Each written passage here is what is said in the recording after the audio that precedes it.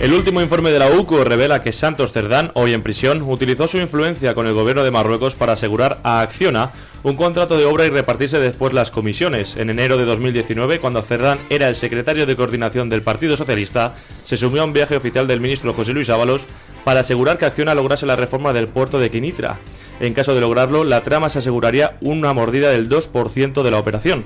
Los investigadores de la UCO han encontrado fotos de aquel viaje con la presencia de Cerdán y sus protagonistas avisaron de que esas imágenes no debían ser publicadas, lo que abunda en las sospechas de que sabrían la irregularidad que estaban cometiendo. Bueno. Pues tenemos que la trama no solo operaba en toda España. El epicentro está en Navarra, pero ya saben que de ahí se extendió a otros lugares, sino que no contentos con tener al gobierno español a su servicio, pues quisieron también meter cuchara en las obras de Marruecos. Y lo que el informe de la UCO pone sobre la mesa es que Cerdán, que no ocupaba ningún cargo en el gobierno, se coló de matute en un viaje oficial para tratar de asegurarse de que las autoridades marroquíes le concedieran las obras del puerto de Kenitra a Acciona, la empresa favorita de Santos Cerdán, dado que esa empresa pues canalizaba jugosas mordidas a través de Servinavar, la empresa de Cerdán. Así que ahí estuvieron en Marruecos en diciembre del 18, pues Ábalos, que encabezaba la delegación, y Koldo, y Cerdán, y publica The Objective pues una fotografía extraída del sumario de la UCO, donde se ve ahí al grupete posando, y a la derecha del grupete, ¿adivinan quién aparece? La sobrina de Ábalos, Jessica Rodríguez, ahí está posando junto a Koldo, junto a Ábalos. La trama, estamos hablando de diciembre de 2018, empezó a operar desde el minuto 1. Desde el minuto en que Sánchez accedió al gobierno diciendo que el gobierno de Rajoy era un corrupto, presentando una moción de censura que yo sospecho que estaba pactada con el propio PP. ¿Qué quieren que les diga? Porque es imposible ser tan torpe como para orquestar las cosas de aquella manera. Pero bueno, eso son mis conspiranoias. El caso es que se presentó una moción de censura para echar a un Rajoy por tener un gobierno inmerso en la corrupción. Recordemos que acababa de salir la sentencia de la Gürtel. Y pues nada, desde el minuto 1 se dedicaron, parece, a robar como cerdos. Pero es una cosa espectacular. No esperaron ni un microsegundo. Estamos en, pues no sé, una situación donde la catarata de datos de corrupción de Pedro Sánchez es infinitamente más brutal que lo que había contra Mariano Rajoy. Y ahí sigue en la Moncloa con toda la cara, el cara dura que dijo que echaba a Rajoy por la corrupción. Pues nada, una preguntita, que es la que hacemos a los oyentes en la libre encuesta de hoy. Dado que Cerdán se adobaba a viajes oficiales para tratar con las autoridades marroquíes contratos para la trama, ¿es factible que no estuvieran informados ni el ministro de Exteriores ni Pedro Sánchez? ¿Es imaginable que Pedro Sánchez no supiera nada de las actividades de la trama? ¿O es que Pedro Sánchez dejaba hacer? O peor aún, ¿O es que Pedro Sánchez ordenaba hacer? Yo no sé si lo ordenaba, pero desde luego que sabía lo que pasaba, no me cabe la más mínima duda. Y si sabía lo que pasaba y no lo cortó, es que lo toleraba. Y si lo toleraba era porque le convenía, con lo cual, ordenara él las corrupciones o no las ordenara, el caso es que se benefició de esas corrupciones. Por tanto, podemos decir que es un presidente corrupto. Incluso aunque tú no hayas metido la mano en la caja, si tienes unos subordinados que la están metiendo y tú se lo consientes porque te conviene, tú eres también un corrupto. Y ya, si hablamos de lo de la mujer y del hermano, pues ni les cuento. Tenemos al presidente posiblemente más corrupto de la historia democrática en estos momentos en Moncloa. Bueno, ¿en cuánto se llevaba la trama? Pues parece ser, según el informe de la UCO, que el 2% de lo que Acciona recibía como adjudicación. El último informe de la UCO revela que Acciona pagó al menos 6,7 millones de euros a la sociedad Servinavar durante al menos una década, propiedad vinculada a Santos Cerdán. Esto representó el 75% de los ingresos de la empresa durante ese periodo, procedentes de contratos públicos que supuestamente se obtuvieron pagando comisiones bajo la gestión del exsecretario general del Partido Socialista. La investigación ha revelado documentos que confirman que Acciona Construcción acordó pagar a Servinavar un 2% de comisiones por los contratos que supuestamente conseguía la trama. Posteriormente, el informe intenta demostrar que el entorno familiar de Santos Cerdán recibió pagos y prebendas por estas gestiones. Bueno, pues ya no quedan muchas dudas después del informe de ayer. Constatado que había un pacto para pagar el 2% de las adjudicaciones de obra, constatado que ese pacto era con una empresa, Servinavar, propiedad a medias de Cerdán, constatado el uso que del dinero de Servinavar hacía Cerdán y toda su familia, constatado que Cerdán proporcionaba la influencia sobre el partido en Navarra para que el gobierno navarro concediera cosas y sobre el partido en España para que el gobierno de la nación concediera cosas, y constatado que el 75% del negocio de esa gran constructora venía por esta vía, pues hombre, está claro, ¿no?, que había una trama de corrupción demostrada y bien visible. ¿Qué va a decir Pedro Sánchez? Que no sabe de quién le hablamos. Ese Cerdán del que usted me habla, ese punto Cerdán. Si Pedro Sánchez, en el caso más benévolo, que ninguno nos lo creemos, simplemente ignoraba lo que pasaba a su alrededor, pues evidentemente se tiene que ir, porque permitió que en derredor suyo se construyera la que parece que va camino de convertirse en la mayor trama de corrupción de la historia democrática. Por tanto, por inútil debería irse a su casa.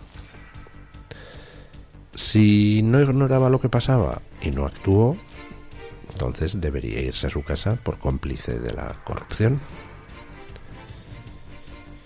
Y si no solo no ignoraba lo que pasó, sino que ordenó que pasara, pues entonces, evidentemente, sería beneficiario directo de la corrupción y también tendría que irse a su casa. Por ignorante, por cómplice o por beneficiario, Pedro Sánchez se tendría que ir a su casa hoy mismo, porque ya más constataciones no se pueden poner sobre la mesa de cómo con Sánchez el Partido Socialista se transformó en una mafia corrupta. Y ahora quizás entienda mejor esa fiereza con la que Sánchez luchaba por mantener el control del Partido Socialista. No era ideología, tampoco era ambición. En realidad siempre se ha tratado de dinero. Bueno, hablando de dinero y de Pedro Sánchez, me gusta esto de ver a Pedro Sánchez obedecer al emperador del mundo.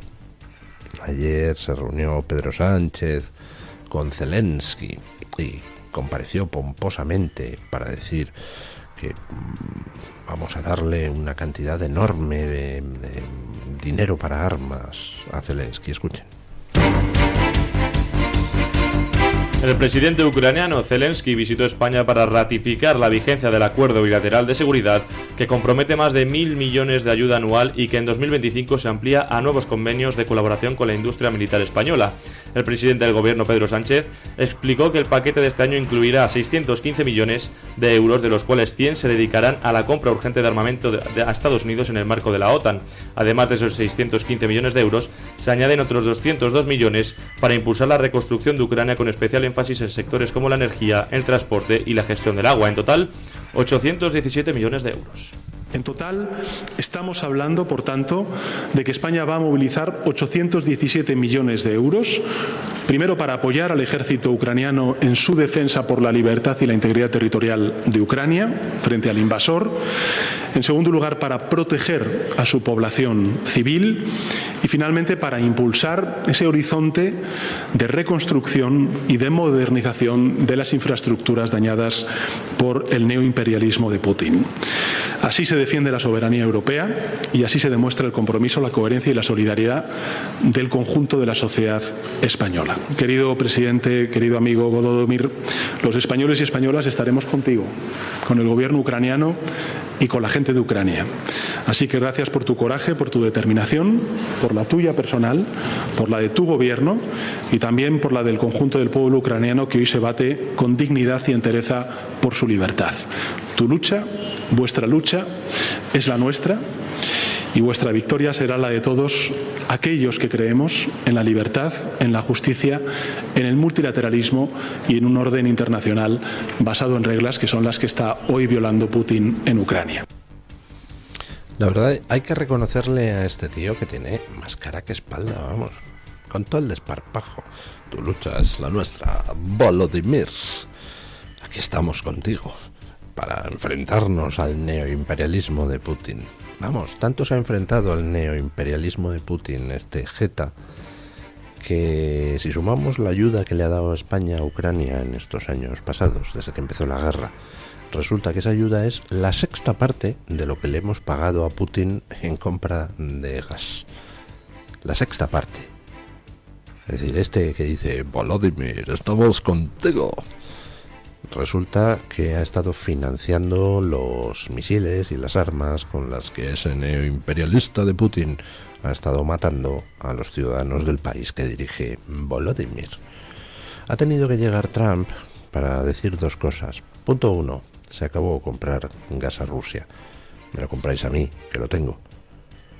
O lo compráis a los países árabes aliados, que lo tienen. A Rusia no.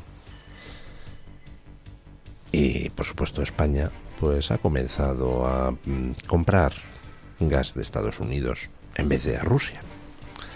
Y en segundo lugar, ha tenido que llegar Trump para decir, queridos, se acabó esto de fingir ayuda a Ucrania y entonces le doy a través de no sé qué ONGs dinero a Ucrania, luego ese dinero se pierde, no se sabe cuánto se lo quedan los golfos de la Unión Europea, cuánto se lo quedan los golfos del gobierno ucraniano.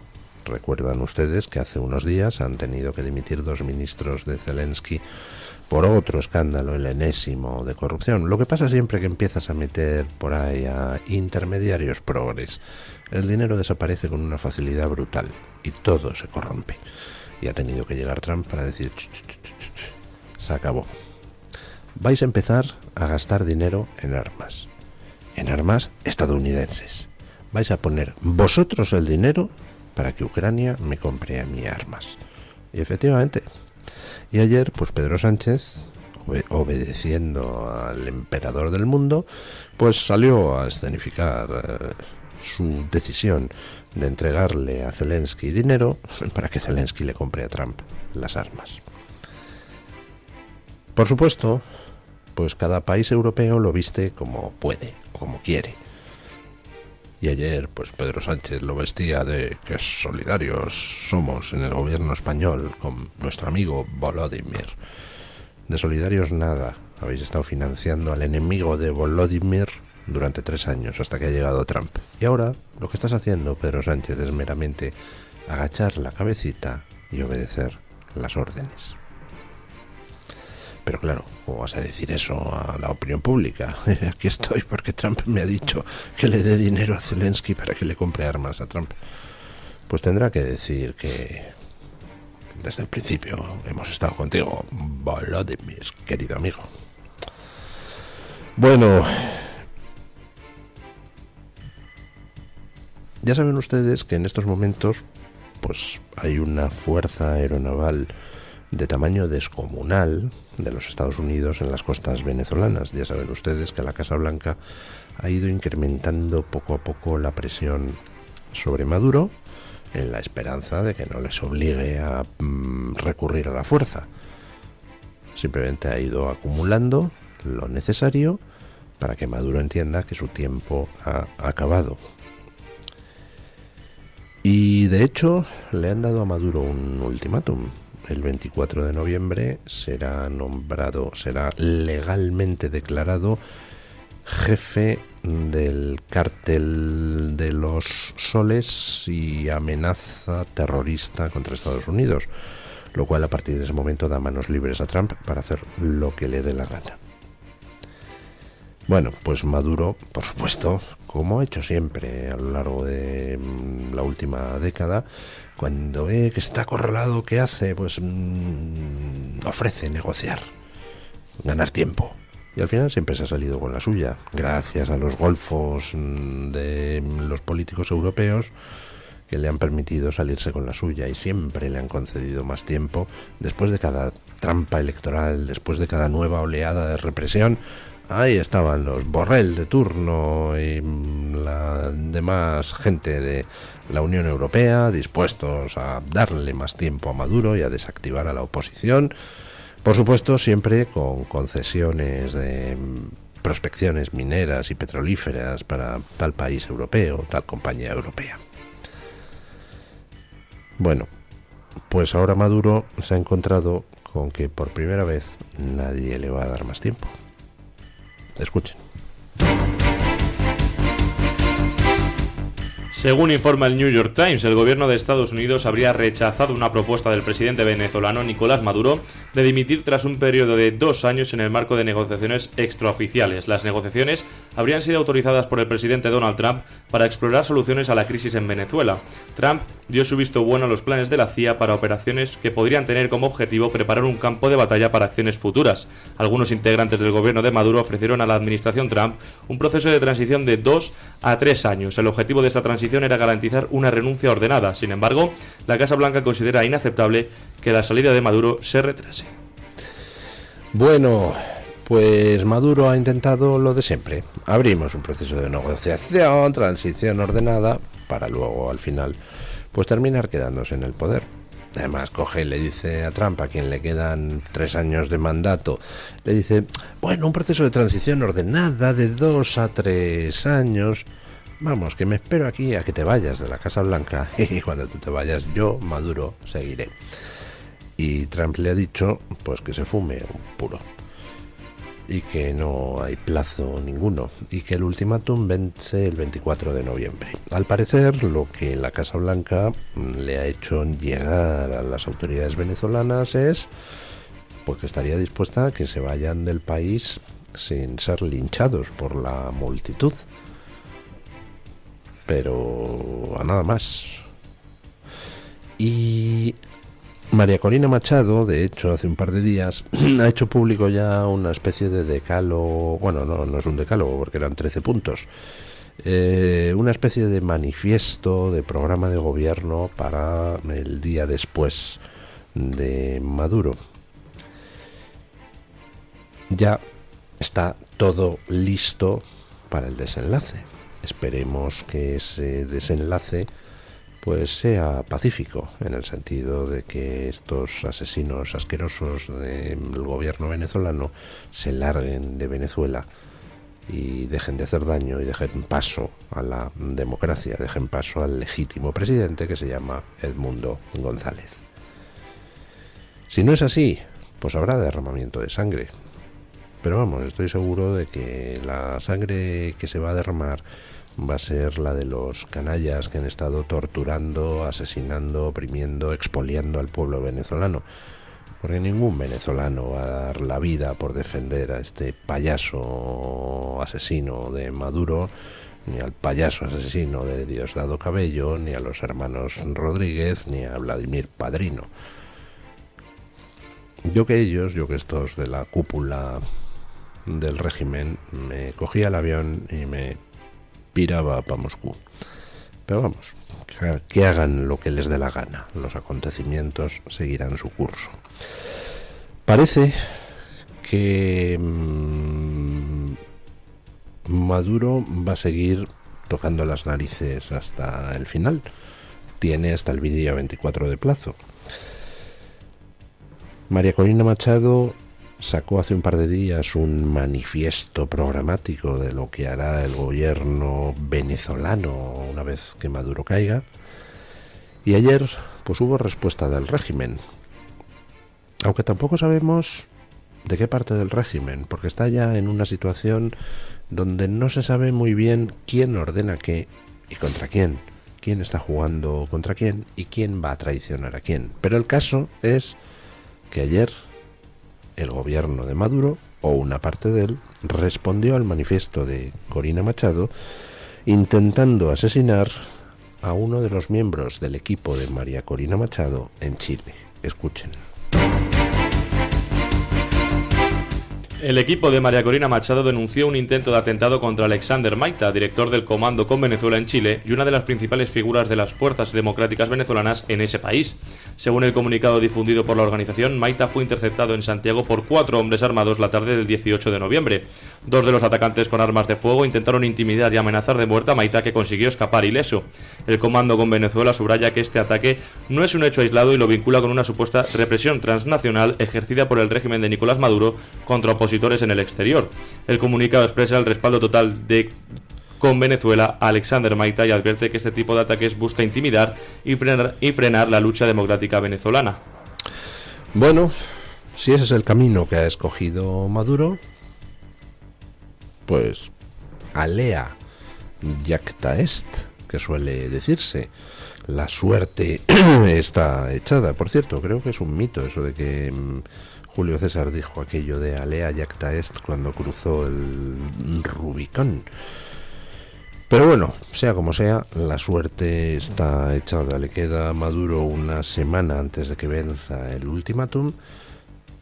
Y vamos a ver si persiste en la chulería y la provocación, o le da por salir corriendo con el rabo entre las piernas. Yo deduzco, intuyo, sospecho que Maduro no se va a quedar a hacer de mártir.